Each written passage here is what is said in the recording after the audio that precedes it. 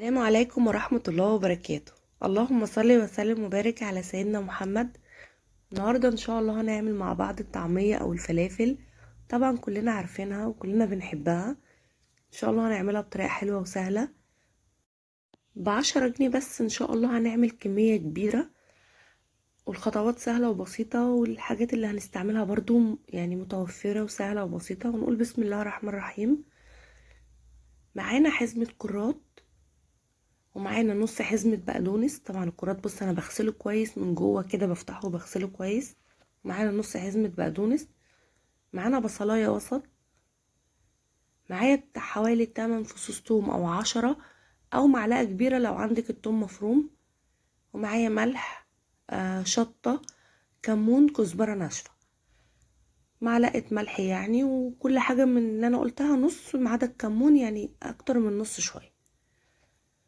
ومعانا نص كيلو فول مدشوش، وده اهم حاجة طبعا في الوصفة بتاعتنا النهاردة. انا بنقعه قبلها بيوم زي ما انتم شايفين كده، بص بيتكسر بسرعة لان انا نقعه قبلها بيوم. طبعا انا بنقعه قبلها بيوم عشان يسهل لي الضرب في الكبة او في الخلاط او في المطحنة. بنزل بالخضرة بتاعتي اللي هي الخراط والبقدونس بتاعتي. حابة تحطي شبت، حابة تحطي كزبرة، براحتك عادي ممكن تحطي، بس انا حبيت البقدونس بس بصراحة. وهنزل يعني هنزل بكل المكونات اللي احنا قلناها على بعض واقلبها. وهجيب الكبة بتاعتي وابتدي اضربهم في الكبة. انا هضربهم على مرتين. اول مرة هضربها في الكبة اللي هو انا هنعمها تنعيم بسيط كده، من غير ما احط مية ولا اي حاجة، بحيث برضو احافظ على الكبة بتاعتي ان انا مش ههلكها جامد، لا انا هعملها على مرتين. بصوا زي ما انتم شايفين انا هعمل الكمية الاولى كلها. بصوا لحد دلوقتي مفيش اي حاجة صعبة. اهي دي الكمية الاولى. طبعا العجينة الطعمية بتاعتي خشنة، ما ينفعش ابدا تتعمل كده خالص، بس انا حبيت ان انا اعمل جزء جزء. هجيب بقى كوباية مية وهنزل بيها على العجينة بتاعتي، طبعا عشان بعد كده اسهل الفرم في الكبة او في الخلاط او في المطحنة. انا طبعا هضربها تاني، بس هضربها المرة دي تكون ناعمة جدا جدا جدا. بصوا انا هوريها لكم كده وانا بضربها برضو اول مرة، وبعد كده هكمل الباقي براحتي يعني، عشان ما اطولش الفيديو عليكم. بصوا انا هنا بضرب المرة، يعني في المرة بضرب يعني حوالي 5 دقايق ولا حاجة، عشان انا عايزة القوام بتاعي يبقى ناعم جدا، مفهوش ولا اي قطعة بقى فول ولا خضرة باينة ولا اي حاجة. بصوا انا هتني شوية الكبة بتاعتي عشان اوريكم يعني. بصوا انا هنا بضربها جامد جدا، بحيث ان يعني ما يبقاش فيها اي حاجة باينة. وهنزل بقى في الطبق بتاعي بكل الخليط اللي انا عملته. وكده الطعمية بتاعتي خلصت. في اسهل من كده؟ مفيش اسهل من كده. اهم خطوة بقى اللي جاية دي، هي دي اللي هتنجح معاكي الطعمية. الخطوة اللي احنا هنعملها دي بالمضرب، وهبتدي اضرب فيها حوالي ربع ساعة على ايدي.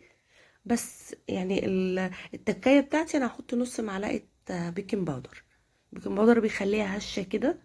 بص انا هضربها لحد ما العجينة تبقى فاتحة، ودي اهم خطوة في الطعمية. بجد الطعمية ما تنفعش غير بالخطوة دي عشان تبقى هشة. بصوا حتى تحسي كده ان فيها هوا، انا عايزاها كده. انا عايزة الطعمية بتاعتي تحس ان العجينة بتاعتي فيها هوا خفيفة. انما لو عملتها زي ما انا وريتها لكم في الاول هتبقى مكتومة جدا، والطعمية تبقى مكتومة واحتمال كمان تفك منكم. ابتدي بقى اخزن واشيل اللي انا عايزاه. هي عملت لي حوالي 4 اكياس بس كبار، وطبعا كنت ممكن اعمل اكتر من كده، بس انا حبيت اعمل الكيس كبير يعني. وبجد هقولها تاني وكرارها، لازم العجينة تتضرب كويس قوي قوي قوي، ولازم نحس ان هي بقت خفيفة كده. العجينة بتاعتنا هتبقى ناجحة معانا، وهنضمن ان هي استحالة تفك معانا في الزيت. وهنقلي شوية مع بعض برضو وهنشوف. انما الخطوة اللي انا قلتها لكم دي مهمة جدا جدا جدا.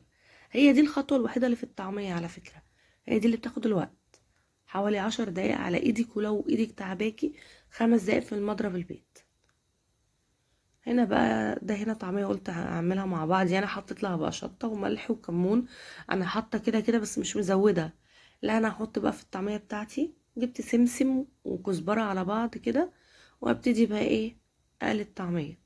بص الطعمية بتاعتي ما فكتش نهائي في الزيت. انا منزلها على زيت وسط مش سخن قوي.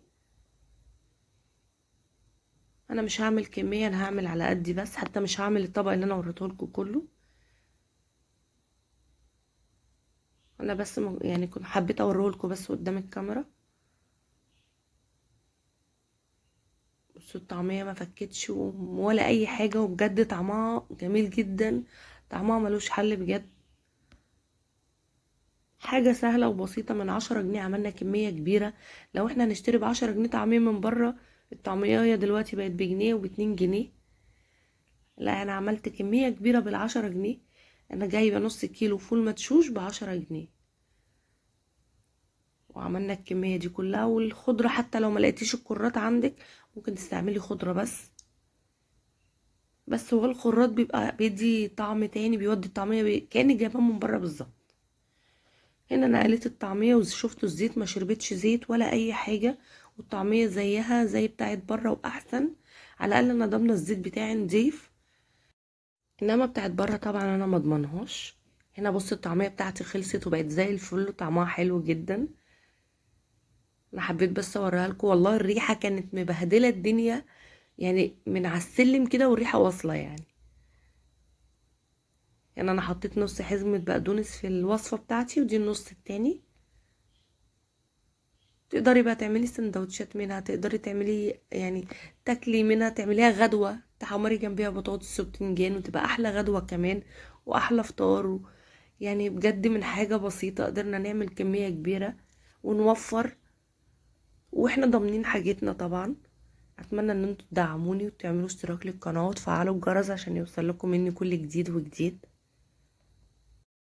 انا في خلال نص ساعة بكون مخلصة الطعمية بتاعتي. بص الطعمية هشة ازاي من جوه. انا كده اخر كيس باخده بكون قبلها جايبة الفول ونقعاه. بعمل نص كيلو بس ما بزودش كمان، لو حابة تعملي الكيلو براحتك، الكيلو ب20 جنيه. فيعني انا شايفة ان دي احسن حاجة توفريها